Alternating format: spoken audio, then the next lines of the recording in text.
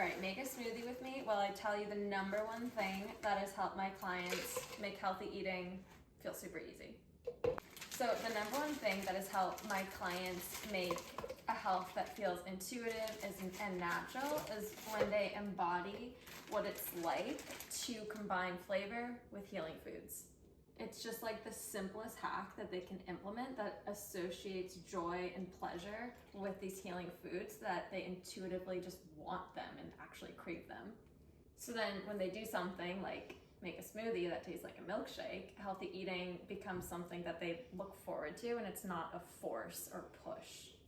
And the bridge that helps them like actually close this gap is experiencing firsthand in our classes how freaking good healthy food can taste when you just do little things like add different sauces or cook it a certain way, and then they get to taste it and feel what it's like. And just like that, we have a healthy milkshake. Oh my god, so good. Cheers.